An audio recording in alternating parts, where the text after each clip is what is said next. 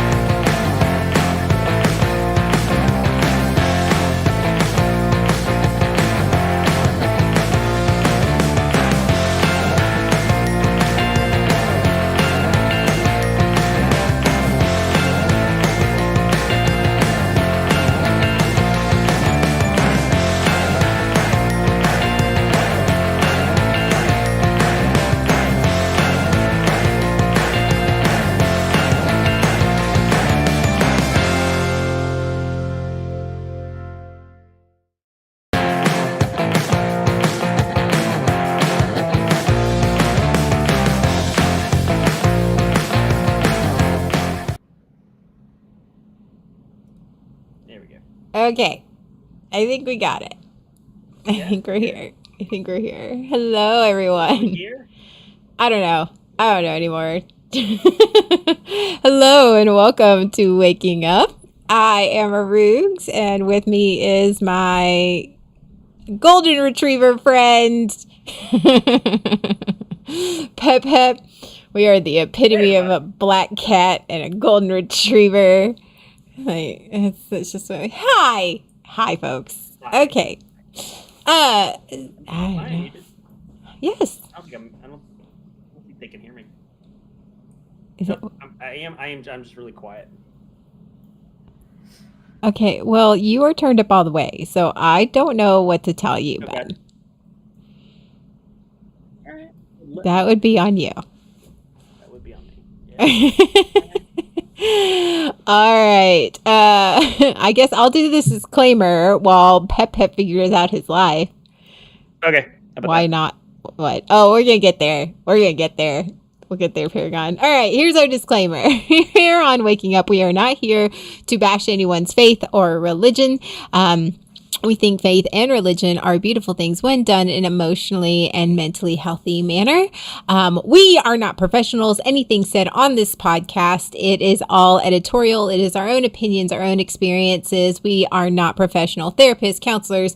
We don't have any type of training whatsoever. We're two trauma triscuits on the internet talking about our deconstruction and deconstructing our faith and deconstructing our belief system, which is different than our faith, and rebuilding ourselves as healthy individuals, or at least attempting to. So, but if you do need help, if you do need resources for professional help, we do have those.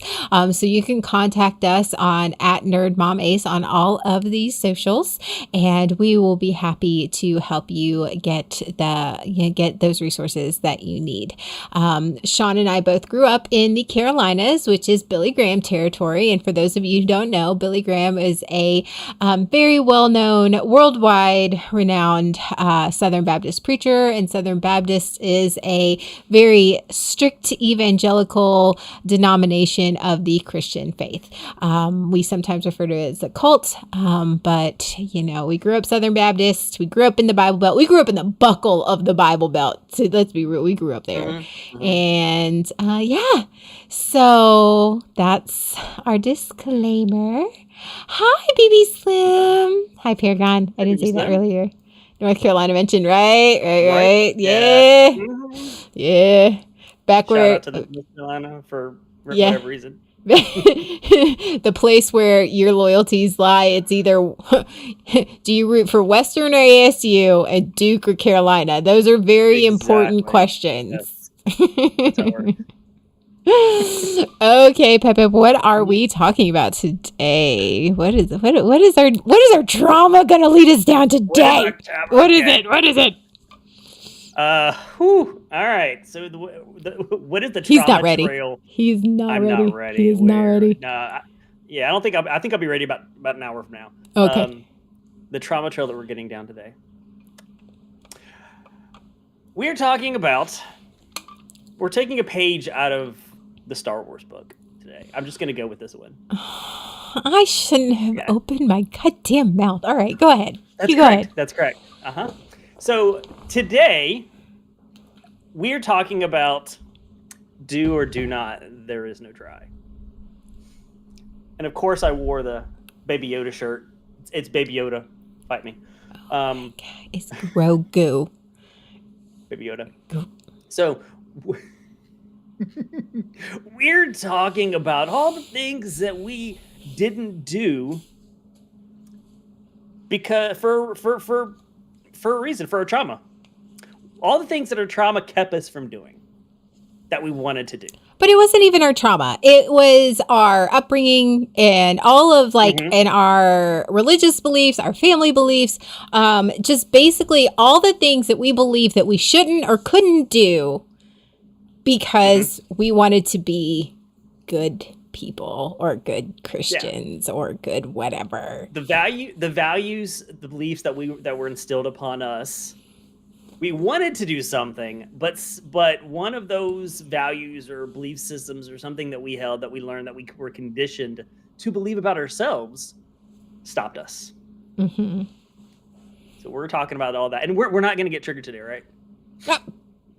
Are you fucking kidding me? What the hell? What the hell? Oh, yes, we're gonna get triggered. Of course we are. This subject is guts us, navel to nose, and all our guts are spilling out. This is gonna be a good one. I don't know if you want to see us explode into trauma. Here we go. Yeah, it might happen. So, I mean, I'm already triggered, so I guess I lost the game. Is that our version of the game? That is the game. I'll be triggered. Triggered. So actually, that is why I am wearing this very bright makeup right now. I was I was told for many, many years, decades, decades, that I wasn't allowed to wear any type of bright colors. Like it was neutral colors, if not natural. And you were racy if you went like pinkish mauves or like purple. Oh, God forbid you went purple. And it's not even like the bright purple. It's like that subtle purple that makes your brown eyes pop. Yeah, no. Like that was just one of those things because I was instilled that I wasn't allowed to wear bright lipstick. I wasn't allowed to wear bright makeup. I wasn't allowed to do any of that or even enjoy makeup because, oh, thanks. I know. I'm finally starting to get back to actually like wanting to do makeup. So that's nice. That's a nice place to be. My mental health state. That's how you know. That's how you know. Yeah. Like, yeah. But like for the longest time, I fervently believed that if I wore this bright makeup, if I wore this bright lipstick, if I wore this, I was that person. Like that's that. I don't know if that permeates anybody else's mind, but I don't want to do this because I don't want to be that person. Who the fuck is that person? And when did we decide that person was a bad person? Like when did that happen? I believe it was someone decided for you and then told you enough times that you accepted it. Oh, yeah. Yeah. That's usually how it goes. It just takes one person repeating the same thing over and over and over again for you to eventually adopt it. Yeah. That's not true, Pep Pep, because I say a lot of things to you over and over and over and over again, and they don't, and you just, for some reason, you just want to leave. I'm resilient. Because you want to leave that advice in the shelter instead of adopting it. Yeah, okay, cool. That's fine. True. I think it applies more when you're younger. Maybe? Oh, is that it? Where you're not making choices for yourself. Okay, cool. What? Really? Get what? You didn't even mean to do it. But see, and today's topic is, and why not? Like, we have a list, like Sean and I right now are going through this whole phase, and I don't even know what to call it. Like, it's like, we're reevaluating. It's like almost like we're being teenagers. We're living the teenage choices, the development that we didn't fucking get. Like we didn't get like this whole trying to discover what we like, trying to test our boundaries, trying to figure out who we are. And it's like, I know that there's like a list. There's a long list of things that I know I want to do. And I know Sean has shared with me that he wants to do. But half the time it's like, we just, and it's like, why not? Why not? And there's no real reason. There is no fucking reason why we shouldn't do these things. And it all boils down to why not? Because we were told, hi, Calvino. So we were told somewhere long ago, whatever it is that we wanted to do, we shouldn't do. And then that feeling of shame that comes with that, it comes with even just the wanting to do it. Yeah. Oh, yeah. We want to do it, but our nervous system has been conditioned. That's the thing. That's the difference. The disconnect that occurs that almost creates that cognitive dissonance is I want to do this thing, and like why don't I do this thing? But the nervous system, the conditioning that you've had, the beliefs that you've had, the thoughts, you feel something that says, "Oh, no, you're not gonna do it." That's what I consider the nervous system. It's all the responses that you've had when you've tried to do it or wanted to do it, or maybe you attempted to do it and then you got smacked down figuratively, verbally, potentially. That's the disconnect between the two. I want to do it, but then I don't do it because I feel this anxiety behind it. This idea of I'm gonna be a bad person. I'm gonna look bad. Someone's gonna think something. And for me, the next step in this progression is the guilt and then the shame. Fair. It's because I recognize that I want to do it, but I recognize that I'm not doing it. And then where do I go with that? It's if I don't do the thing, I was actually talking about this in therapy last week. Look at that. Yeah. The guilt and the shame for me comes from a feeling of helplessness. Because I want to do it and I don't do it, and I feel helpless to change that. Oh. Yeah. And there's the guilt and and eventually the shame. The shame is more like a prolonged, or you feel it. It's not just you feel it in yourself. I feel that shame because I can't change it. I feel like I can't change it. Oh. See, Mouse is Yeah. about to make mess. Hold on, let me move some stuff before she ruins all my shit. All right. She got you trained so well. Do not mess up my papers. Those are important. Well, see, for me, it's different. It's not the helplessness of it. I instantly go to guilt and shame. Because there's a part of me that's very oppositional, and I want to be like, well, fuck you, I want to do it anyway. But then my trauma stops me, and my trauma as a parentified people pleaser, as the parentified scapegoat, I'm over here and I want to prove that I am a good person because all my life I've been told I was a bad person. So the thing that I want to do is just in my head, what I want to do is reinforcing what everybody is saying to me, that I am a bad person, that I am too much, that I am whatever, that I'm not good enough, that I am whatever, and is reinforcing that. So instead of doing the thing that I want to do, because I really want to do it, and I will like secretly plan it in my head, I will research it. Sometimes I like if I really, really, really want to do it, like I will buy it and hide it. You know, like that's a thing too. I will buy, but I'll never be able to enjoy it because I can't bring it out in the open and be honest with it, because in my head, I'm over here going, that's just reinforcing what they're saying about me, that I am too wild, too, like with my bright makeup, I am just too crazy. It's too much. Oh my God. My fucking tattoo, that whole feet. There's a reason you're doing the makeup and the tattoos and all that stuff. You are doing all the things that you weren't allowed to do. It wasn't even that I was allowed. Well, yeah, in my childhood years, my early 20s, like, and then, and I to be honest, there is a part of me that interpreted Arugs' like mannerisms and how he responded to, I'm thinking about doing this, or I'm thinking about buying this, and his response, because it wasn't always positive, instantly what you expected. Right, instantly turned it into, he doesn't like it, he doesn't want me to do it, and I'm not going to do it because I don't want to hurt him, or I don't want to make him upset, and I want to because I don't want to be a disappointment. I don't want to be a letdown. I don't want to be this bad person, so I'm not going to do it because he doesn't like it. And he never said necessarily that he didn't like it or anything. He just didn't have a positive, So were you hypersensitive to his reaction, and a combination of hypersensitive and also projecting, because you expected him to give you a negative response. Yeah. And so you're hypersensitive to the possibility of rejection. Thanks, Nerdy Will. Yay! Hi. Hey, Nerdy Will. Yeah. So you were looking for it. Yeah. I absolutely. totally get that. Oh, yeah. And I think I go ahead.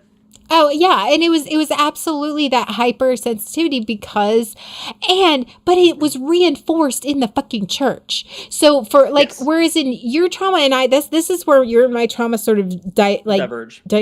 It's like I was the scapegoat. I was always bad. I was always wrong, and that was always reinforced in the church because I was female, because I was outspoken, because I was intelligent, because I had my own ideas and my own opinions. And I had this, I was outgoing and extroverted, and I was vibrant, and that was and in my home, that was considered too much. and I was too emotional and I was too bad. And then in the church, it was reinforced because that's where other than school, where else did I spend my time? Fucking church. Every time the doors were open, all the extracurricular, that was our life. And that was reinforced there too. So it was conform. Don't do what you want, because doing what you want means you're a sinner. Doing what you want is what was it? I don't even know. There was like several Bible verses that they would tell you to be a flock. You are a flock. You're a and the Lord is my shepherd and I shall not want. Yeah, you're a sheep. Oh my God, you're a sheep. Yes, that analogy is used multiple times in the Bible. We were told to stand out. As Christians, we were told to stand out and to preach and to be unique, so that we were, even though be of the world, not in the world, right? Yep. But don't be different. Be a sheep. Be a sheep. Stand out, but be a sheep. Let your light shine, but not too bright. As a sheep. As a sheep. Let the light shine under your wool. Not under a basket, but under your wool. I gotta let it shine. We the sheeple. It's right. Too emotional. Speak your mind. I know. Blue Eye. It's. And Nerdy Will's like, outspoken women trigger a lot of insecure men. Yeah, absolutely. No, you're absolutely right. Insecure men see that as a trigger point, as a no, we can't have that. That is and so instead of fixing ourselves, instead of being introvert and looking at ourselves, why did I get triggered by that? It's easier to just shut down whatever it is. And what makes it worse is these when these happen in the church, when these happen within religion, the Bible is then often used to reinforce whatever they're trying to shut down. It's as a man, my identity is based around I'm the head of the house. I'm the head of everything, and so I'm gonna hit you with the Bible every time you step out of line, and that's over and over again. Yeah. But the sheep can't bawl louder than the shepherd. I mean, shepherd. I mean, you're not wrong. Yeah. He's got ways to keep you in line. So in that, I spent a lot of my time sitting in shame and sitting in that hole. I had this laundry list and this big, it's almost like I had this separate identity of being bi, being outspoken, wanting to wear the revealing clothes and the nerdy stuff and the bright makeup and dyeing my hair a different color. Oh my God, do you remember when I went, how long it took me to dye my hair purple? Do you remember? Yes. I've been wanting to do that for decades. Yeah. Well, we've got, since our reboot, we've gone through I've been there for the hair dye, for the tattoo, for the makeup. We've had that whole conversation. You're at this point in your life, you're this many years into your life, and you're like, I'm just now doing these things. And not to minimize anything, it is difficult for you to get to the point where you're like, it's okay for me to do this. I want to do this. I want to get a tattoo. It's okay to get a tattoo. It's my body. It's my body. It's my life. Yeah. And it's just like, I want to do these things, and that whole and why not? Why don't you do them? Why don't you? Well, because I don't know. And it's that back of that head. It's that shame and that guilt and that belief system that was ingrained into you as a child and as you were growing up as a teenager. And for me, it was, which is different than you, Pep, is that I was the parentified older child that was the scapegoat. I was expected. Oh, yay, thanks, Nev. I was expected to be an adult at Yeah. 11. I was Oh, expected yes. to be an adult at 10 or 11. And I was expected to take care of the family. And I was expected to act a certain way and to be a certain way. And that was very, very, very heavily enforced, both physically, mentally, and emotionally in my household. And then I went to church, this place that's supposed to be my safe haven, the place that I went to try to find sanctuary and refuge from what I was dealing with at home. And what I didn't realize is that I was just getting the same message except subliminally. I was getting all of that reinforced subliminally. And so then all of a sudden it's this massive guilt and this shame and this desperate need to be loved and wanted and to be accepted for who I was, and accepted and loved for the mistakes that I wanted and the things that I do, and all of the, hey, I might dye my hair green and it may look awful on me, but you know what? Hey, you're experimenting. That's fine. And that acceptance, I never had that. Like my kids could do that today. They're like, Mom, I want to dye my hair. I'd be like, okay, let's do it. And it may look awful, but it's their choice. And I will love them, but I never had that autonomy. So growing up over time, it's like when I want to do something as an adult, and here's where the thing is like, I'm a motherfucking adult who's going to get mad at me. Yep. I'm still frozen. I am get mad at still frozen. Logically, in your brain, it makes no sense. Why am I not doing this? Why am I not going to get a tattoo? Why am I not going to do this? But you're frozen because that's how you condition. That's what I mean. Like the nervous system is every time you go to try to do that, it paralyzes you because it is telling you can't do that. Even though your brain's going, it's not a big deal. Your nervous system's going, nope, that's not okay. We are not making that happen. And so you don't take that step to do it. Or you're like, okay, well, in my case, it's like, I'll just do it later. For me, it's like, I'm frozen. It's like, okay, you know what? I'll just do it later. It's not a big deal. It's fine. I'll do it later. I've got plenty of time. And then a year goes by, a couple years go by, and you still haven't done it. And later is much later. And so when you think about it, you're still frozen because I haven't dealt with that part of me that's stopping me from doing the thing. Yeah. And that's where a lot of times I end up going into the guilt and the shame is because then I'm like, because I recognize that and I'm like, I feel helpless. That's a big thing for me. Is that's where I go with it. I'm an adult, and you need somebody. And I know you've used me several times. You need somebody. You need me. Like, okay, I'm gonna tell you, Pep is a great manipulator. He is a great. I just want to let you know that. And like Pep seems all innocent and cute. He's not. He's a master of manipulation, and I love him because he's really smart. And but he is.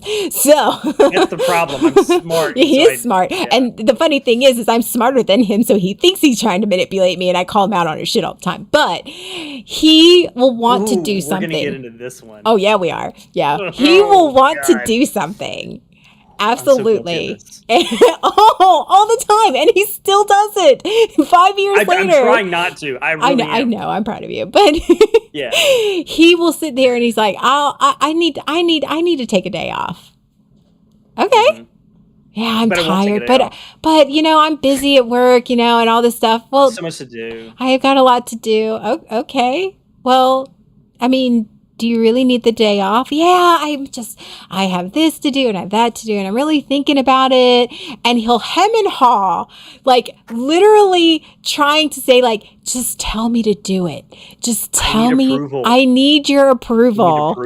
I need someone. I need somebody to tell me it's okay to do the thing. Yes. I want to do and not just thing. Once. I need someone. And not just once. Repeat at least 3 times. At least 3 times. He's like repeatedly tell me it's okay. And then after he does it, after he makes the choice, the reassurance that he made the right choice. Like, bitch, I got my own problems. I don't need you to get into mine. Like, I didn't realize how much I did that until you pointed it out to me. It's someone telling you it's okay to do the thing you want to do. I want to buy something. I want to I want to at least take a day off. That's a big one. There's something that I want to do, and I won't do it unless I have someone that tells me it's okay to do it. All the freaking time. Look at his face. He said, "Oh, here." It's because I realize how often I did it, and I catch myself still doing it. And I'm trying, and I try not to, but I still do. Yeah, I'm thinking about doing so and so. You're thinking about doing so and so. I mean, you have to get consent somewhere on that. As long as so and so is consenting. Well, so and so's consenting. I mean, I feel like that's okay. I mean, I think you need approval at that point. Do you remember the headset conversation at Best Buy? Okay, let me tell you. That was when it really came to a head. Okay. Yeah, you want to go ahead. All right. So, Pep had his old headset, and it was not charging. He was struggling with it. It was not charging, and so there was a sale at Best Buy, and I was like, "Look, Pep, like, look, Sean, there's this headset. It's on sale. It's a great headset. It's red and black. It's your favorite color scheme. Like, there's no reason for you not to get it. You have the money. You have the credit card. Just freaking get it. Like, I'm an adult. You're an adult. The card's paid off. Just do it." Like, I was like, it's not going to put you in financial straits. You have a Best Buy card. Just go and get it. And he's like, no. Like, he'll pick it up, and then he'll put it down, and then he'll, like, have it on. Finally, I was like, fine. I'm going to buy, like, if you're not going to buy it, I'm going to buy it. And then you're going to buy me something, because he'll buy me something before he'll buy himself something. So I was like, sure, you're going to spend the same amount of money, but you're not going to spend it on yourself, and you're going to make me buy something for you. And he's like, no, I don't want you to buy something for me. I'm like, didn't buy it for yourself. Literally had to take his wallet and walk up to him. He's like, you're buying this for yourself. Here you go. Like, it's fine. Yeah. Because I wanted to buy it. I needed to buy it. I needed a new headset, but I needed that permission and that persuasion, and I felt like I needed you to tell me it was okay. And I do that a lot with finances. That's a big area. Even though I was telling you, not only was I telling you that it was okay, I was telling you to do it. I was basically ordering you to do it, and you still weren't doing it. You were like, no, it's fine. Yeah. It shouldn't be that fucking hard. It's fucking headset. Oh my God. It's different if it's what I realized is, like, if I didn't want to buy it, I would have just said no. Because it wasn't that I didn't want to buy it. It's that I wanted to buy it, but I needed permission to buy it. So if I had not wanted to buy it and she'd be like, you really need a headset, I'm like, no, I don't need a headset. It's not in the budget. I don't need it, whatever. The conversation would have been over, because you would have recognized I said no. But that's not where I was at. I wanted it, but I needed permission to get it. Repeatedly. It was a fucking 30-minute argument. 30 minutes in Best Buy, folks. It should have been a 5-minute walking around. Should have been a 5-minute conversation. And then I pour salt. I rub salt in the wound, because when eventually I do get it and I set it up and it's working great, and I go, hey, Arugs, wow, it was a great idea to get this headset. She's like, yeah. Well, Blue Ellie, because we stream and because he needed a new headset, like that was an absolute need, which is why I was pushing for it, because it was something he was like, my headset was cutting out. It wasn't working properly every time. It wasn't consistent. And the last thing you want when you're trying to stream podcasts is to have inconsistent technology. Right. So, that's the thing is, and so, like, we're over here, like, this is something that he needs, and yet he's, like, convinced that he has to, like, I don't know. I don't even know. Like, where do you think that comes from exactly? I don't know. Why don't you tell me, Pepe? Yeah, Blue Ellie, it was needed. Arugs is, like, reclaiming my time. Yeah. Money. Oh, money was. We had. This is one topic we haven't gotten into yet. I think we might eventually. Finances within religion, finances in Christianity. We're not talking. We're not touching that right now. No, we're not touching that right now. But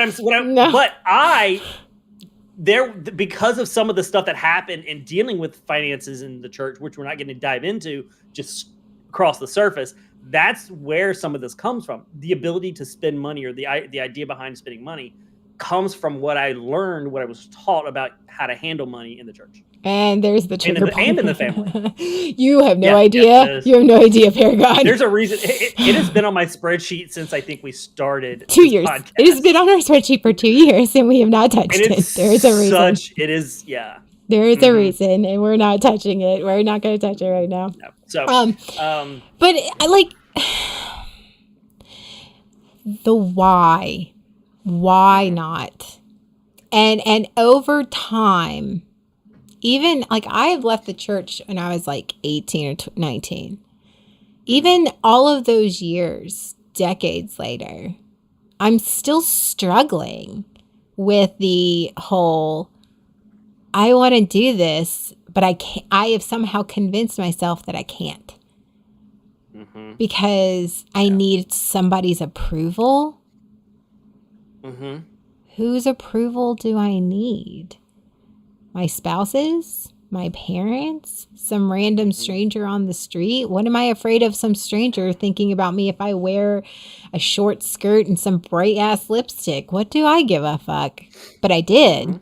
I did because I was taught that. You were taught to care. I was taught to care, and that I shouldn't want to do something that was going to make me be perceived in any other way other than a good, wholesome Christian person. Can I say something that might trigger you? Oh, motherfucker. A phrase. Okay, what? You couldn't wear that stuff, whether it's the bright makeup or the like you said, the short skirt or whatever, because you might make men stumble.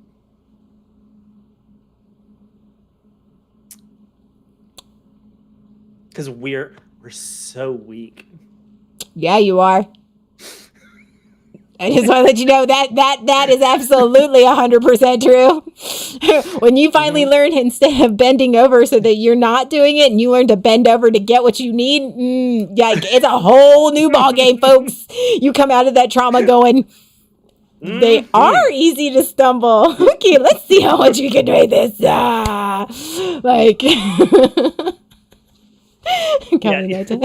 Weak in the knees. That's yeah, and honestly, let's be okay. I'm gonna be flat out honest. Look at me. There's a reason they didn't want me wearing the short skirts and the bright makeup. Oh, yeah, absolutely. There is absolutely a reason they wanted to keep me in the background. 100%. They wanted me to keep me thinking that I couldn't do these things that I wanted to do, because what I was going to do was going to, that's why the shame. And I was honestly, I was bullied really hard in our small town. I was bullied really hard there. I was bullied really hard at home, and I was bullied really hard in the church for all the reasons that people that are in my life now think I'm wonderful about. Like you're outgoing and you're confident and you're smart and you're beautiful and you're all of these things that I am now, that all my friends love about me, was a source of shame when I was growing up.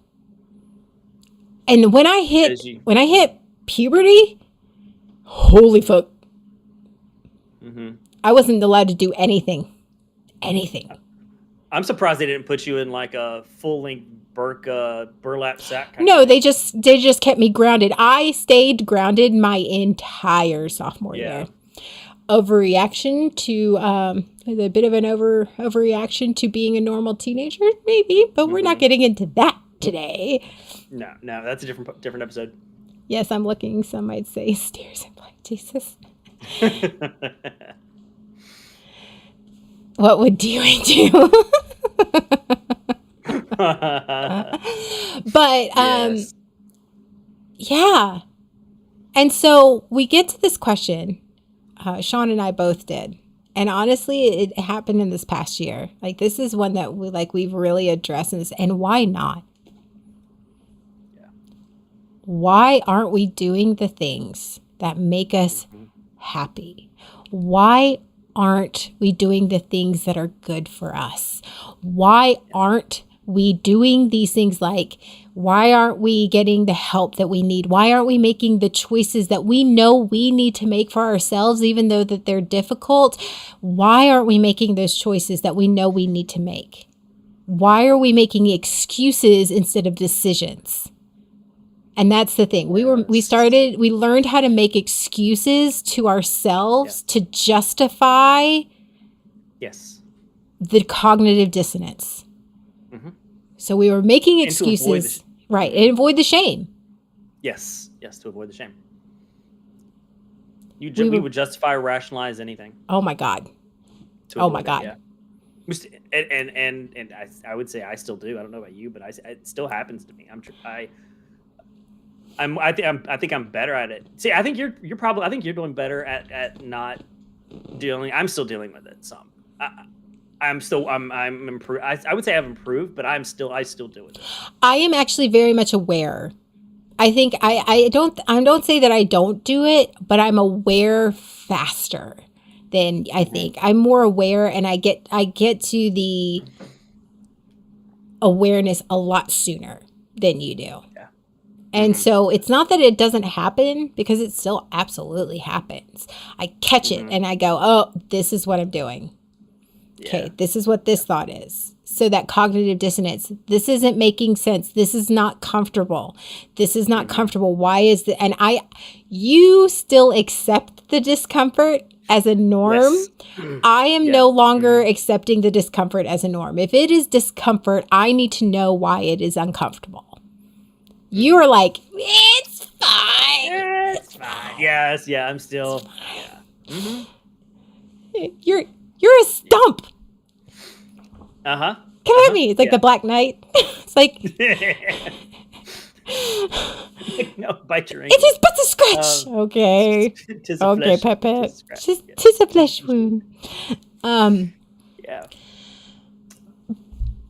But it's making. No, ma'am. Ma'am. No. Ma'am. Sit. Why are you not doing the thing I want you to do? But yeah, and then we get to that point to where, like, why aren't we? Yeah. I grew up the golden child. I grew up being the kind of the opposite of what my older brother was. And so I put myself in a corner. I kind of boxed myself in, but trying to be better than, trying to be the golden child, trying to be the perfect child. Also got criticized a lot for making mistakes. And I had ADD, undiagnosed ADD, which is all kinds of fun when you're a kid. Especially doesn't get any better when you're an adult. 80s and 90s. Especially in the 80s when you just need to go play outside. So there was a lot of criticism. Why can't you just do this thing? Why can't you be like this? Why can't you sit quiet? Why can't you? Or if my thought process, I know this happened with my dad a lot. If he didn't understand how I got to a point, if he didn't understand my thinking worked, or how I got to a point, or how I understood something, he got frustrated. If I didn't understand it the way he understood it, he got frustrated. So I was always trying to, like, right, yeah, I get that. I know. Okay. I'm aware. I am aware. Okay. Just making sure that we do. Okay. All right. Continue. Yeah. Mm-hmm. Continue. Yeah. So.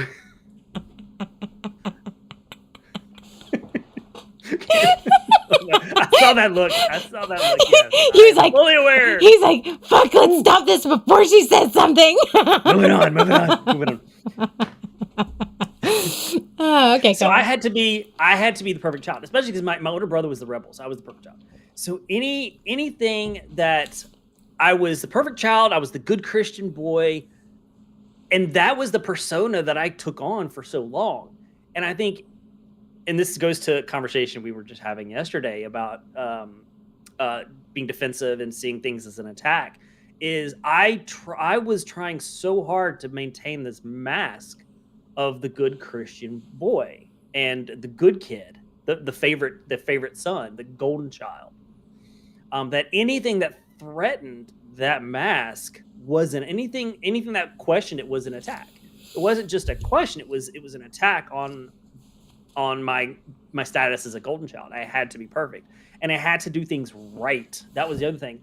I had to do things well. I had to do it correctly. I had to be good. I got praised for being good at what I did, and not praised at any other point. It was all about what I did, what I could do. So that carried into my adulthood.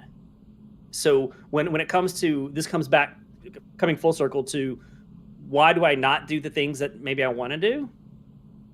Because if I'm not good enough at it, if I'm not good at it, I will be looked down upon, and I will be seen as not worthy or a burden. There's a good one. I'll be the burden. I'm not, if I'm not good at it, that breaks that whole, you're productive, you're smart, you know how to do things, you know how to figure things out. And it makes me feel kind of unworthy or invaluable if I'm not good at something.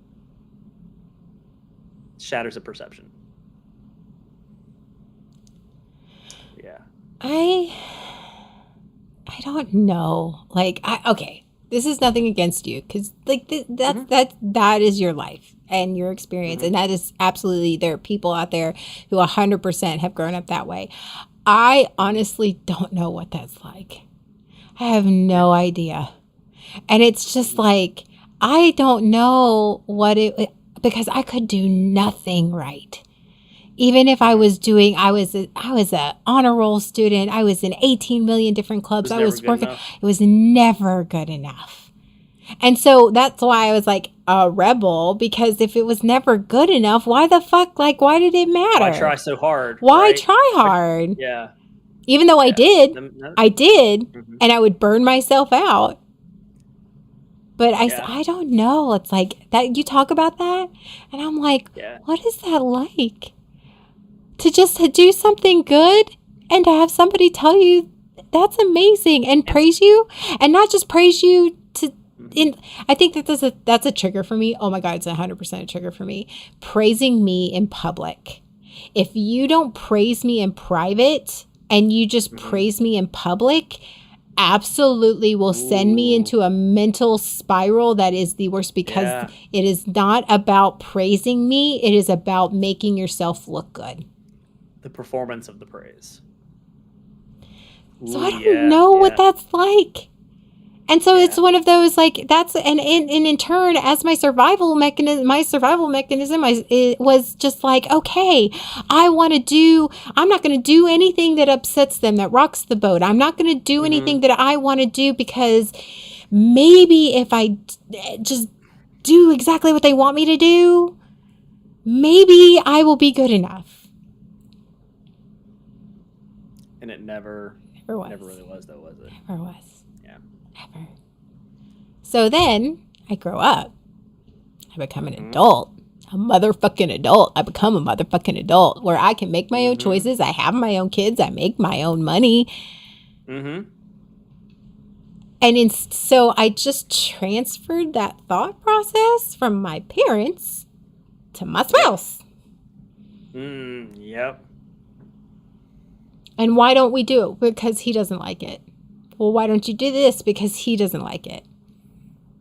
Well, why don't you do this? Well, because, I mean, that there one time at one point he said something negative, like offhandedly said something negative, and I took that as don't ever do that. Yes. Yep. That's where the hypersensitivity came in. It was that one moment, that one response, that one micro reaction. Then he didn't even say anything. He just was an offhanded comment to him. He was just like, whatever. And it just like went about his business. And I took it as this commandment. Gospel. Yes. Yeah. Yep. And then it's just like, okay, well, and why don't you get a tattoo? I was talked about getting a tattoo for so long.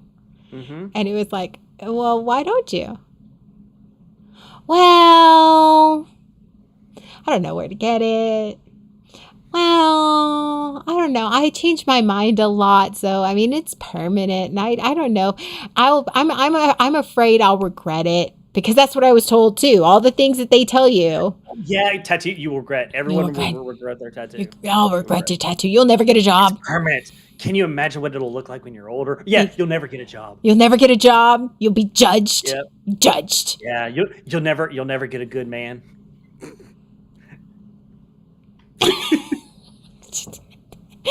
Have you seen my list? Have you seen my list of men? So you didn't get a tattoo, and what happened? Have you seen the list? The list is long, and it's not good. It's not a pretty list. I'm part of that list. I know. Yeah, exactly. Have you seen that motherfucking list? And I don't fall on the good side of that list either. I'm aware of my status on the list. I was gonna leave it alone. I was just gonna let it. I was gonna let it ride. Oh no, I was a terrible boyfriend. You were. Yeah, I know. I was. To be real honest, I wasn't. Better friends. I was not a good girlfriend to you either. No, it's fine. I'm an amazing. I'm amazing now, but I mean, it took a lot of trauma and therapy. It's fine. Right. I was just happy to be on the list. He's happy to be included. Technically, yeah. He was happy I touched it. It's fine. Yeah, but the stick shift, really? The stick shift? You know what? You did just because you didn't appreciate the stick shift does not mean that there's not a man out there that wouldn't let me play manual drive with it. Drive his stick shift. Or some girl out there who will let me push her button, push start. You let you turn her dials? Wait, that's an old radio. Tell me you're old without telling me you're old. Okay. Crank the window. Get the fuck out. Get out. Get out. Okay. So. But we got to the. Right around. But we got to be an adult. And we didn't have anyone to answer to except for ourselves. But I don't know about you, Sean, but I know I elevated my spouse into that position. Mm-hmm. Yeah. And then it's one of those, because I was trying to be and not do the things, I would become deceptive about it. Of course, yeah. Because I wanted to do it really badly, and because I was like, I'm going to assert my independence, but only so far. Yes. I will buy the thing and hide it. I will do the thing and hope he doesn't find out. And it's not, that doesn't work. That's dishonest. Mm-hmm. And that's dishonest for yourself, because that's another level of anxiety. Yeah. And then what happens when they find out? Right. Oh, what happens when they find out? A disaster. Because then they look at you like you're being dishonest, and you were being dishonest. I was being dishonest. But it wasn't that I was being dishonest to be malicious. I was being dishonest because I wanted some autonomy. I wanted to make choices for myself. I wanted to be a motherfucking adult without apologies, but I was apologizing for it. Instead of sitting down and going, this is important to me, this is what I want, and not being apologetic up front. And it was just, dishonesty is never the way to go. Even if you're, and it's one of those in therapy, because always in therapy, played a part in the self-survival mode. And I was actually getting to that. In therapy, because we discovered that was a huge source of contention between Arugs and I, was the dishonesty. And our therapist brought it up. She's like, you have to understand that you two were in survival mode. And you did what you had to do to survive.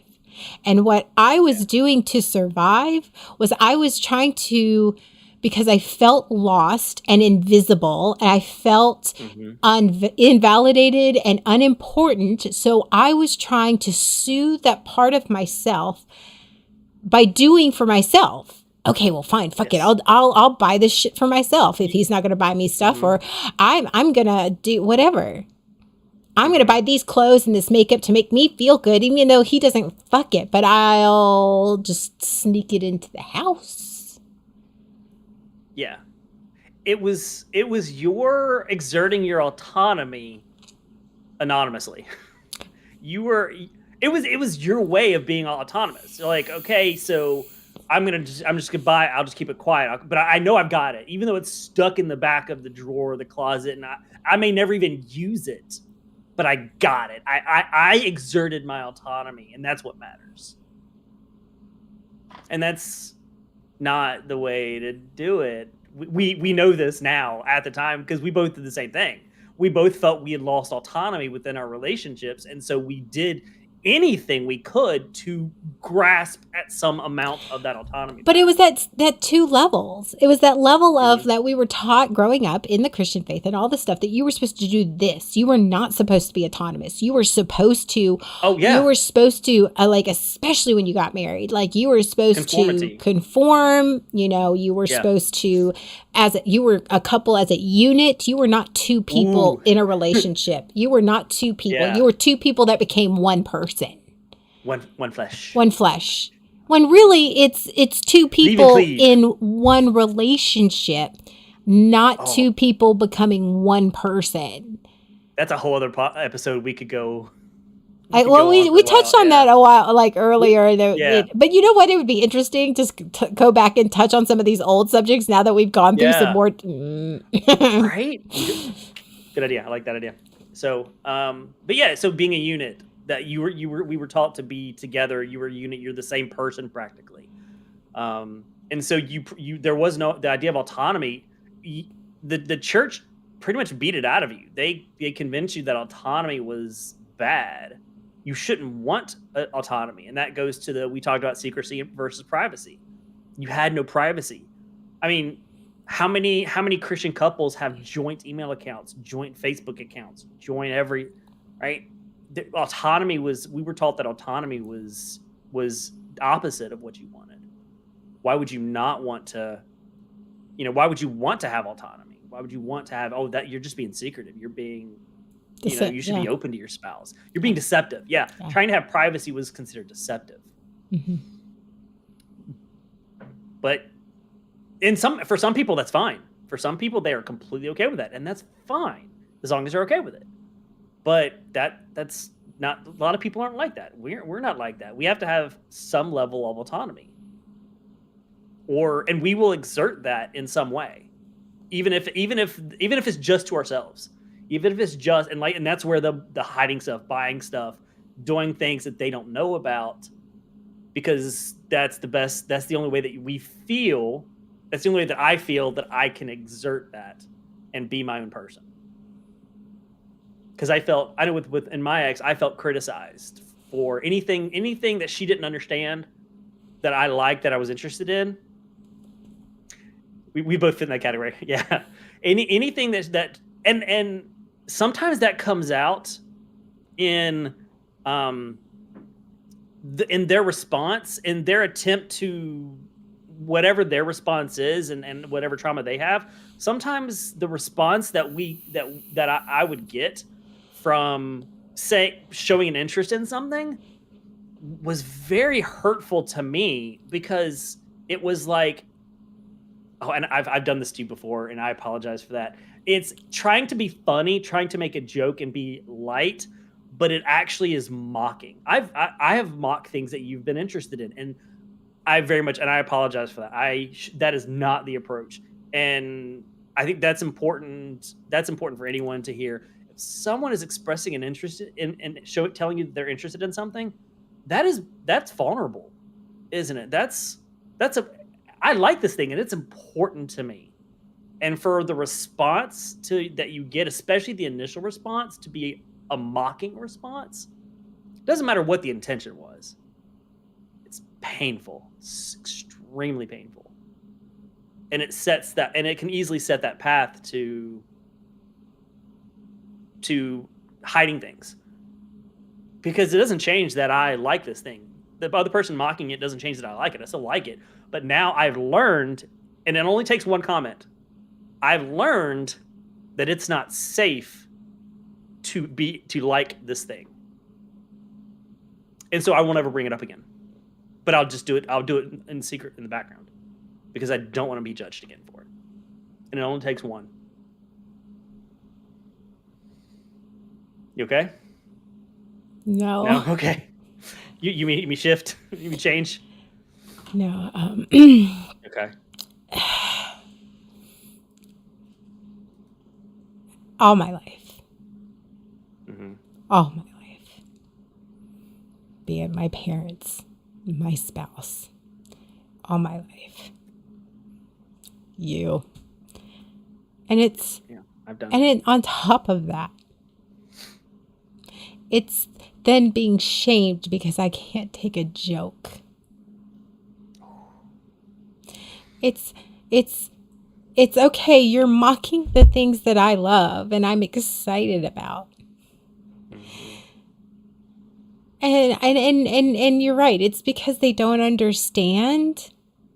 And to them it may be silly and it may be whatever, but Yeah. It means a lot to you. and it's one of those, that's when I became not anymore. I became Mm-hmm. secretive. When it switched from privacy to secrecy because I didn't, Mm-hmm. and I did it all my life because I didn't want people to ruin that for me. I didn't want people to hurt me. I didn't want people. And so when I say I want to do something now and it's like, well, why don't you? Because I have that trauma that I don't want to get hurt.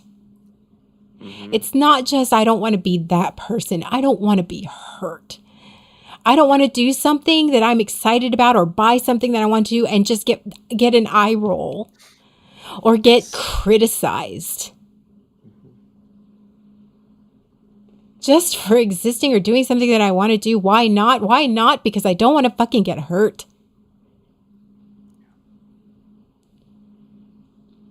Why don't I do these things? Because I was told in the church that I was going to hell,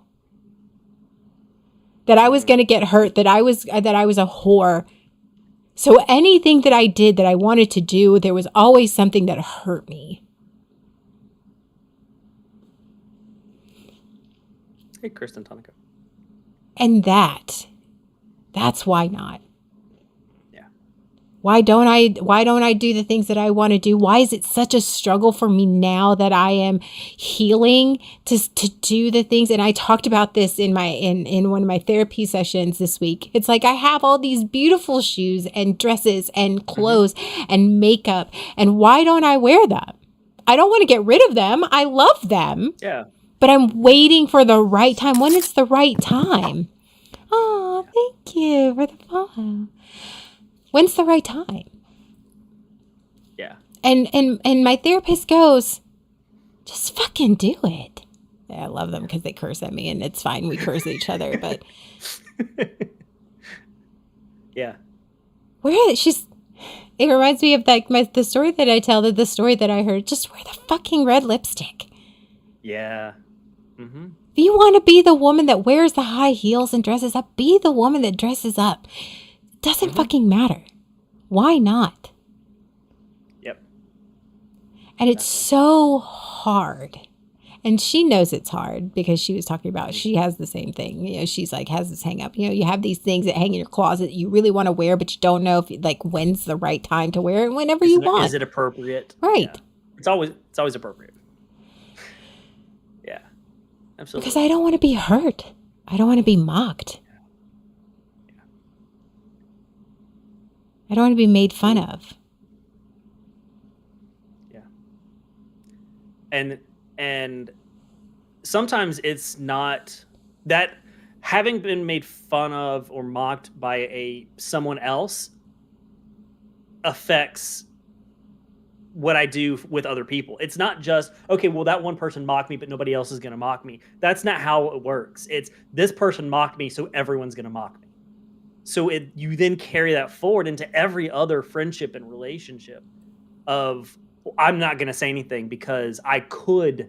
And then because that's what it becomes, is the potential for it is so painful for me. The idea, the concept, and I'm an overthinker, so I have played that conversation a million ways from Sunday. What? Every possible, I know, Stop. right? Every possible. So it's the, hey, I'm interested in this musical artist. Really? If I'm not a fan. But if I were to say, like, if I were to be a huge Taylor Swift fan, like telling, no, there's nothing wrong with Taylor Swift. I'm just saying, if I were, I would keep that quiet. I wouldn't tell anybody that, because, oh my God, the mocking that I might receive for that. I would keep that quiet, because, you know, I don't want to deal with. It's easier to just not say anything than it is to potentially be mocked. The fear of that feeling of getting that, of being hurt like that, is enough to keep me quiet. And it is hard for me to be vulnerable, because for me that's being vulnerable. Saying I like something is being vulnerable. It is really hard for me to do that unless I know that it's going to be received well. It's very difficult. Yeah. So what are we doing to change? What are we doing to grow? What I like is what I like, and no one, I don't need anyone's approval and anyone's. What I like is what I like, and it is okay to like whatever it is that I like. It is okay to feel how I feel and want what I want and be interested in what I'm interested in. It is okay to do the things that I want to do. I don't need anyone's approval. I say that knowing that I still feel like I do. I recognize, and so I tell myself I am in this position. I am in this situation because I have been told repeatedly, this is how you should feel. This is how you should think. So to get out of that, I'm telling myself, I'm reconditioning, I am reteaching, retraining myself. This is okay to feel this way. Eventually, that will become close to normal. Yeah. I don't know if it'll ever go away, but I think it becomes easier. I think it becomes a little easier the more I tell myself. So. Well, I mean, you've done a lot of things here lately. Yes, I have been trying to. Yeah, I have been. Yeah, I'm like, what? I have been trying to think less and do more. What? Yeah, you've been just like, hey, I'm doing this. And I made this appointment, and I've been thinking about this, and I'm going to do it. I'm like, who the fuck are you? Like, I mean, I'm here for it. I'm here for it. I'm 100% here for it. I was like, yeah, but I was like. You said that to me the other day. You're like, you're doing things. You're being very decisive. You're being very decisive. I was like, that's different. I literally went, that's different. It's different, because it is. It absolutely is. I was like, I'm doing this and this, and he was then I telling me what he was doing instead of asking me to do it. Like, it was very different. So, like, I got my tattoo when I was like 21. I think it was like 21 or 22. So it's been a few years. Show us your tattoo. Show us your tattoo. Yeah. Yeah, it's a tribal, folks. It is a tribal. Yes, it's a tribal. And I have wanted to get this ever since we've been rebooting. It was before, but, you know, I've been telling Arugs since we rebooted, I want to get this tattoo. I want to get it touched up. I want to get it covered up. I want to do something to this tattoo. We rebooted 5 years ago. So it's been 5 years that I've been saying I want to do this thing. And Arugs has been saying 6 years ago. It is almost 6 years. Yeah. And for 5 years, almost 6 years, Arugs has been saying, you should do that. If you want to do that, you should do that. And you see that I haven't done anything, have I? In the past year, I went from, I want to do it, and you're like, you should do it. You should get it. You should get your tattoo. You should get one.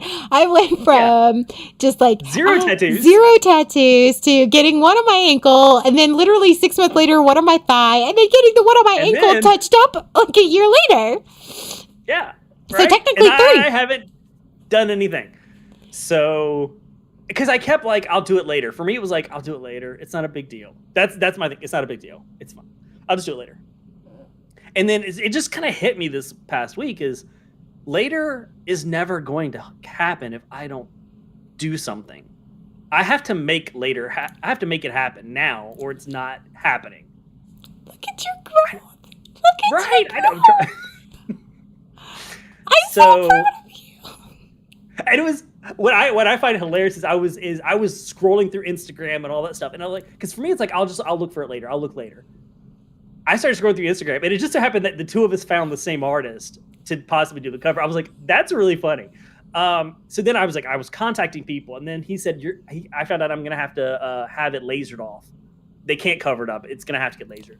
So normally I would have gone, oh, I don't want to call. I hate calling people. I don't want to call someone. And I would have 6 months from now, I would still be in the same situation.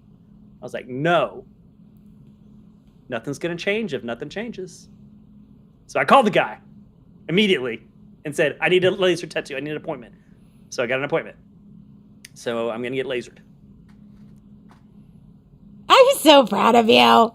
I'm so proud. That's not mocking at all. I really am proud of you. That's growth.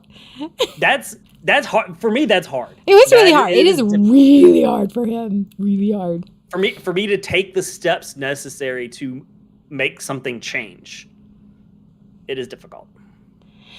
It is, for me, it's so much, it's like the why not. It is the getting, I decide that I want it, and I do want it. But then it's like convincing myself that I don't need anyone's approval. Like, it's getting, once I get to over that point of like, oh, I don't need anybody's approval, then it's just like, fuck it, I'll just do whatever. Cause you know me, I'm impulsive as fuck. But like, yay, I know. But it's that whole point of, what will people think of me? Like, you know, why aren't I doing it? I'm a motherfucking adult. Why does it fucking matter? Yeah. If I get a tattoo or not. If I get a dozen tattoos, what does it fucking matter? If I wear the bright neon eyeshadow, what the fuck does it matter to anyone? If you don't like it, don't look at it. Like, yeah, it absolutely. If I want to wear a short skirt or a low cut top, like, and you want to look, you go right ahead and look. But that's not but you don't like. So you're giving consent for us to look. You look anyway, Pep. That's true. I do. Look at you. You're like, you're giving us permission. I mean, who in this podcast hasn't? Right. Like, who in this community has not looked a dozen times? I don't care. Like, if Jay. Just because I want to look good in whatever I like I can look good being very conservative. I can look good being very not conservative, very anti-conservative. That still doesn't mean, like, if you want to think I'm a whore, you can think I'm a whore. That doesn't mean I sleep around with everyone. Like, it doesn't mean I sleep around with everyone because I am comfortable talking about sex. I make these choices for myself. It's fine. The thing is that it all boils down to, like you said, like, for me, I didn't want to be hurt anymore. But in my healing and in many, many hours of therapy, and we're still talking about this today, literally, folks, this is like literally last week's session, taking away that power from those people and being that person, taking away that power, because what I was doing was surrendering that power to a perceived public, to a perceived like I was giving away that power. You're giving it away. Yeah. And the reality is that I'm an adult. I will make my own fucking choices. I make my own money. And if I'm going to mess up or I make a mistake or I regret something, then that's on me. Why not? I don't know. There's no reason why not. If you really go down to the facts, like, and that's the DBT skill, the dialectical behavior therapy skill, for those of you who are new here. I very much in DBT. And so that's when you really go just the facts. What are just the facts? And ask yourself, especially when I was making decisions like about my relationships, and I was really just like, and about my mental health healing and talking about that and being vulnerable, I would often say, what are people going to think about me? And Seabrooks be like, who's other people? Because that's a fact. Who's other people? Ooh. Yeah. Who are they?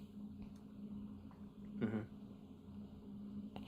And when you go boil it down to the facts of your intrusive thoughts, because that's what they are intrusive thoughts about why you're not doing the thing that you're doing. The reality is there's not a lot of really good reasons, unless it's harmful to someone and you're about you're going to unalive someone or it's illegal. Don't do those things. We're not proposing. No. Do not do anything illegal. Always get consent, enthusiastic and informed consent.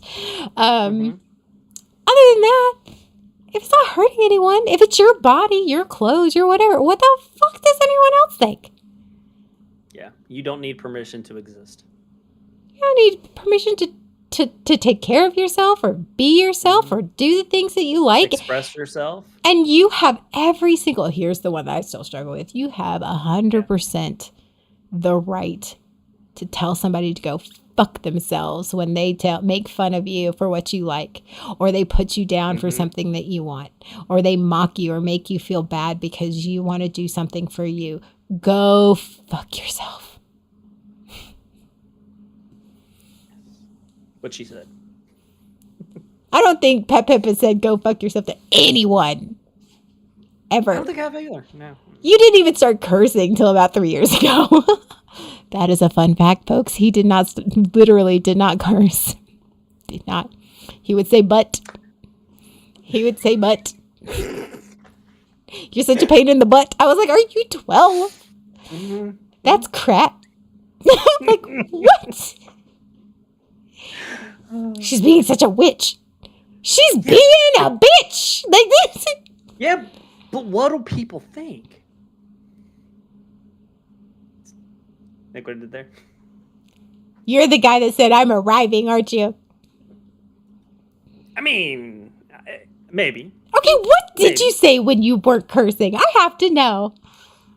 Pretty much all the Christian curse words. Yeah, all the Christian ones. Yep. Tomfoolery. No, when you were in the throes and you were you were about to like what did you say? Because you didn't curse. The wholesome heathen. I have to know. What is it? What did you say? Well, you have to remember my ex. So. Oh. I don't think I said anything. I think it was more vocalizations than words. I can picture him being like your daughters when they were like, "Can we cuss now?" No. See, my girls are very fluent. Very fluent. They are. They are my children. They are very, very fluent in curse words. Pep, it was like, say ass. No. Say ass. Say it. What? No, say ass. That's what that was like. It's like, no. Yeah. You're a pain in the butt. No, I'm a pain in the ass. Say it. This day sucked. It fucking sucked. Just say it. It's cathartic, Pep. It's cathartic, Sean. Just say it. And it was your girls are ready for you to release them into the. And it was so unnatural for him. That was funny. Like I was like, and I'd asked him, why don't you curse? You're fucking 39. Why aren't you cursing? That's a hang up I developed early on. Welcome. I'm sorry if anything offends you. Sorry. I mean, we welcome. Offensive to some people, and that's okay. You know, we're not welcome. This is a safe space. We're all a little off kilter here. It's fine. We're as you say in the intro, we are trauma Triscuits. We are trauma Triscuits. It's fine. But Peppa didn't curse, and it drove me nuts. Me nuts. Oh yeah. I was like, Sean, no, say it, no. Why? There's no need. Yes, there is. Now he'll curse all the time, and I'm like, and there's the BSBN in him. All right, good job, guys. I had to call in the reinforcements, but it's fine. Such an influence. Hold on, prepared. I got some. Oh, thanks, Paragon. Yeah. It was community. I know. There's something else. But in the end, I think that you and I both still struggle with this. I mean, we still absolutely, this is something, I mean, this was a topic that we're like, oh, we're going to talk about this because we both literally just talked about it. Notice that there's a theme. The things that we talk about in therapy, we're going to talk about it waking up. And usually they're parallel. They're usually parallel. There is some parallel to them, yeah. Yeah. And like right before the we went live, I'm over here like fixing my makeup, and it's like because it was so different. It's so because it's a different look for me, and it's very bright and vibrant, and I love it. I think it's cute as fuck. But like, oh yeah, absolutely. It's so different that I'm like over here going. The part of you is like, oh, what are people? Yeah, you're like, I don't know. I think a lot. You used to be surrounded by people. You used to have a lot of people in your life who were critical, especially when you were younger. I know I was one of them. I realized that. But the people that you have surrounded yourself with now are quite different. They are quite different. I think if anything, a lot of the people you have around you now encourage you to do the things. Encourage you to do shenanigans. Encourage the Pretty shenanigans. much, yes. No, they know I'm a chaos goblin. They do know. They know deep down in my core that I am a chaos goblin. That's how I game. That is how, like, I Leroy Jenkins the shit out of everything. I don't know what's going on, but here we go. Like, I game that way. I talk that way. I'm like, oh, I probably shouldn't be saying shit like that, but here I am talking to, like, I don't, like, whatever. Like, it falls out of my mouth. I wear the shit. I'm like a chaos goblin. We're all here for it. I know. I think you guys find it very entertaining, and I'm here for it. But it's trying to stifle that for so long. And then it's like, oh. You still self-censor it sometimes. I do well, because I don't want to be arrested. I mean. You let her shenan what? She's going to shenan again. Oh my God, I love you, Calvino. That is going right to the top. Paragon claps. So, like, I think that's also the thing is, like, as I have started this healing journey, and I'm very grateful, I'm always very grateful for the BSBN, and I'm grateful for my community, is that they have been on this journey with me and they have supported me. And as I have grown and I finally started peeling away at the mask and the need for perfection, they realize how entertaining the chaos gremlin is. And it was just like, oh, let's see what she's going to do. Let her out. Because I'm at the point where it's just like, and why not? Yeah. Sure, why not? Why not? That is literally why I have been saying, it's not yes. I don't say yes. But it's like, sure, why not? Because it's reminding myself in my brain, why not? There's no reason why not. Because I want to. Is there, yeah. There's no reason. Yeah. Sure, why not? Let's do it. Yeah. Why not? Absolutely. Especially if it's something that it's one thing when it's an impulse and it's like spur of the moment. But it's especially when it applies to something that you've wanted for a while. Like, you've thought about getting a tattoo for so long. You've thought about dyeing your hair. You thought about these for so long. Why not? At this point in your life, why not? If you've been thinking about it, I've wanted to do something for a long time and I haven't done it, why not? Why not? And usually there's not a good reason. There's not a valid reason. It's our trauma. It's the voices in our head. And you know what? We're trying to shut. You know what? I feel like I don't want to shut it up because it keeps me out of jail. No. I mean, we're gonna be real honest. Yeah. It keeps me out of jail. Yeah. I mean, but. Well, according to internal family systems, it's you don't shut it up. You accept. You accept that the voice is there. That part of you exists. It's not a bad. And you thank it for its. Thank it's for its service, and say that we're actually starting to work on that internal family systems. And I've had several of those. It's because what I found is the more I try to shut up the voice. Why was our community all like, my voices are sitting to me straight there? I'm like, no.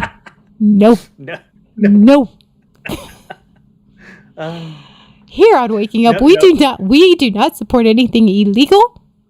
Nope. Mm-mm. Nope. No. We do not condone illegal activities. No. Keep it legal. Keep it consensual. Mm-hmm. I would say keep it safe, but you know what? It's fine. You know, if you want to be there all day, just keep it legal and keep it consensual. Everything else, what the fuck ever? Why not? Like, just yeah. Mm-hmm. I feel like that covers everything. Keep it legal and keep it consensual. That covers everything. I got Dwayne living in my skull. Got Dwayne living. That's fair. Better than hell. Mm-hmm. Fair. I don't know. No, well, we got a group rate going there. Like, anyway, we got a group rate. We got a group travel package. You can get a Groupon. You get a group travel package here. Oh, we're not going by bus. We're not going by bus. No, we're going by train. Train. Oh, we're going by train, right? Train. Yeah. Fantastic. Tickets. Right there. Tickets, please. Tickets. We got a nice little group. We got a little group block. So in our own little. We have our train car. We have our own train car. Train car, yeah. And once we get there, we have a little condo block down there. Nice.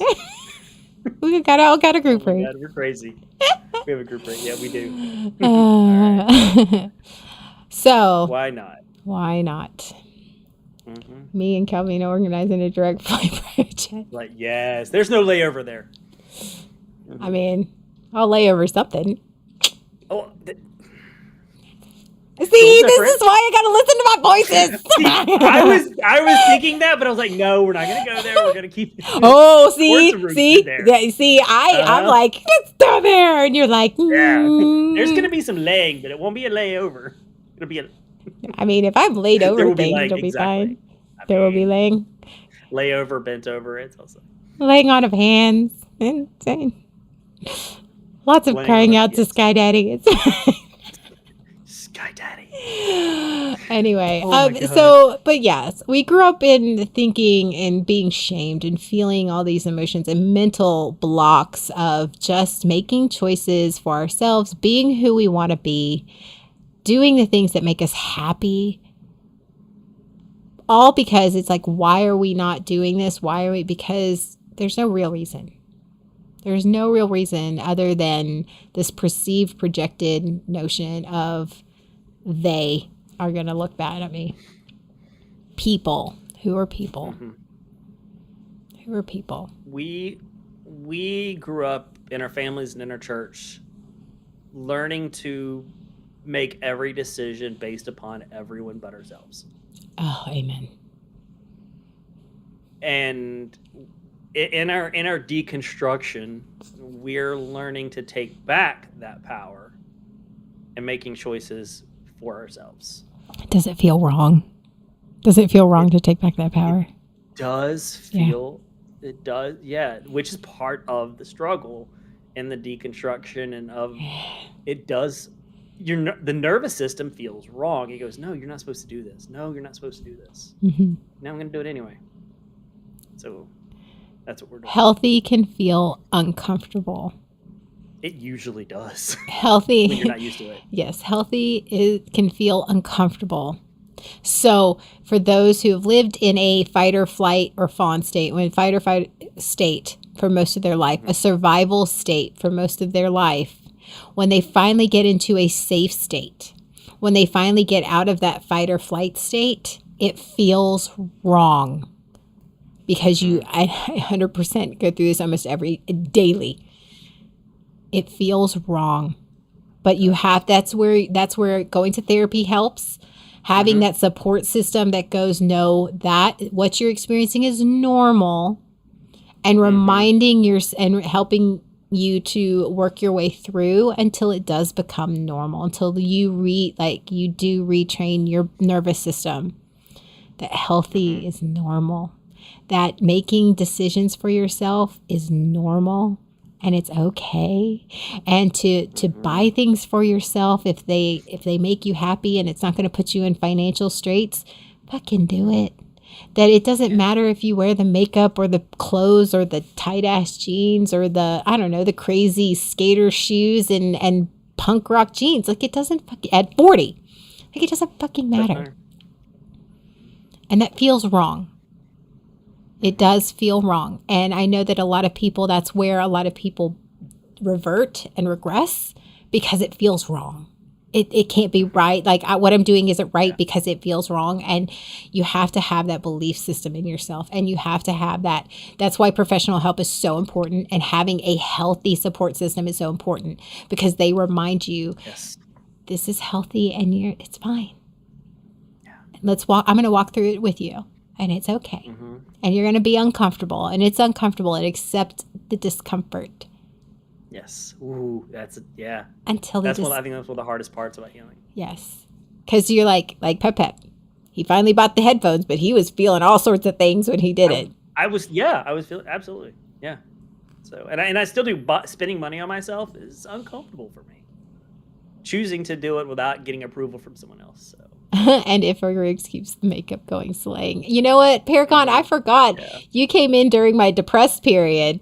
I used to do my makeup like this every single podcast. Every single one. It was a different look every day. Yeah. I remember when, during COVID, when you were like, when you were working from home or when you're staying at home and you started doing your makeup. Just at home. And it was like, Why are you doing your makeup? Because I want to. Because I'm bored. I want to. Yeah. I want to look pretty. Yeah. I work. Yeah, exactly. That's the thing is that people went into COVID and they gained weight and got lost all their glam. I went into COVID and came out like more in shape and more glamorous than I was going in. Yes. So I was like, you had a COVID glow up. I did have a COVID glow up. Yeah. Shame I missed that. Well, Paragon, hopefully this is not the last time that you will see that. Hopefully I will continue. I got some new makeup palettes in I'm very excited about. And did you get the one you mentioned? No, I did not get that one. I did not. You didn't get the shiny one? No. Why not? Pep has a thing for me in makeup. I'm just letting you know. He really does. Every time I glam up, he's like, "Oh, hi, Arugs." I'm like, "What the fuck?" I'm like, "Hello, Arugs." I'm like, "Oh my God, Pep." I was like, "Drink some water. You're thirsty." You know, if I did that, I'd be drinking constantly. Says the guy with his emotional support mug. Okay. Hey, my emotional support mug is holy today. Hopefully that doesn't sound very sure. I feel like this is more of a wait till next time one. Okay. All right. I will make the attempt. I can't make it because I haven't been busy season, so I can't make promises that I'll do it every time. But I am trying to. I'm starting to work out again. You are? Yeah. I'm being human. What the fuck? Yeah. You freed up some time in your schedule, and now you are focusing on yourself. I'm beating the demons back with my dumbbells. Right. Sweet. Swing. Yes. Swing. That's right. Oh, Calvino, don't blame him. Being human, ew. I am very proud of you, though, Pep. I really am. This past week, you've shown a lot of growth. And there's a lot that we don't share on stream that Pep and I talk about. He's shown a lot of growth, and I am really proud of you and being very decisive and making those choices that you always wanted to do. There's a lot of big ones that you made, and I'm very proud of you. Thank you. It feels a little overwhelming. I was talking about this in therapy. It does feel a little overwhelming to be decisive. But yeah, I'm doing the things that I want to do.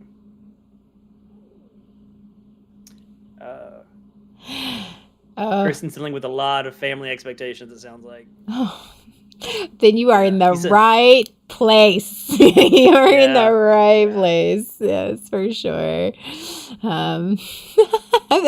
Just ask Pep. I am 44, and I'm still dealing with those expectations. And yeah. So it's tough. It is definitely tough. It's been a change. It's been a shift. It's really hard for the golden boy child to set boundaries, especially with family. It's hard for and to to always feeling like I'm a disappointment. That's the hard part is. That's the golden child is anything that is contrary to what the family wants feels like you're disappointing everyone. Hey, when you're always the disappointment, it's fine. It's fine. See, that's one of the areas we have very different experiences, very different trauma. Yeah, I'm always the disappointment. It's cool. It's cool. I'm always gonna fuck up, so it's fine. Mm-hmm. It's good. Hence being the chaos gremlin. Oh, and with that, okay. So I don't like. I may or may. I got a lot of work to do. It's busy season, but I may or may not hop on 76, or maybe I can stream some Skull and Bones. But that seems to be streamed a lot lately. Like a lot of people are streaming it. Streaming it right I don't now. know if I want to do that, or pep. Or yes, Maybe we can like at 2:30, so we can be early. Mm-hmm. Before the Super Bowl? Before the Super Bowl. Maybe at 2:30 we can hop on to some GTA.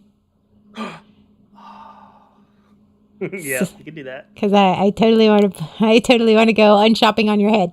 Thanks. You know better. You know I'm not gonna root for you. That's it. No. I think that's a great idea. Let's do some GTA a little bit. Okay, so we'll do it in about an hour. I gotta do some cleaning up and all that stuff. We'll do like a little GTA, and then So before the Super Bowl, for the big sports ball game. This big sports ball game, yeah. I have speaking of Taylor Swift. You know what? I'm not gonna lie. I don't have a dog in the fight because I'm a Panthers fan. I know. You know what? I love them even though they suck. It's fine. Now I know what a Browns fan feels like. Okay, so so I don't have a dog in the fight, but you know what? I'm rooting for the Chiefs. Who are you rooting for? I'm rooting for the Chiefs. Yeah. Because Taylor. I want Taylor. Are you rooting for the Chiefs or are you rooting for Tay-Tay? No, I'm rooting because I want Taylor to win a Grammy, and I want Taylor to win a Grammy, and I want her you want her to be able to add the Lombardi trophy to her mantle. Right. I want her and her boyfriend within like a week of each other to win major awards. You know what? I'm rooting for that. I'm gonna be optimistic about that shit. You know what I'm rooting for? I'm rooting for the commercials. That's what I'm rooting for. Okay, so in conclusion, because we're running over a little bit, but in conclusion, hey, if you find yourself in that place where you are stopping yourself from making decisions and making choices for yourself, trust me, we know how hard that is and uncomfortable that is. We know the difficulty with that is. Ask yourself this. If they say somebody is judging me, who's somebody? And if somebody is like, I want to do this, but I don't like, you give a reason. Why don't you do it? Mm-hmm. And listen to the reasons why you don't. And what are the facts? What can you prove in court? What is a undisputed fact? And you'll find that your facts and your truths aren't really facts and truths. That's a really hard thing in DPT. You're like, okay, that's not really the truth. All right, that's cool. That's cool. Stories we tell ourselves. I'm a great storyteller. Mm-hmm. The greatest trauma provides the best stories. Long story short, good night, everyone. Bye. Maybe if I can find the ending. Whoop, boop, boop. Hit the button.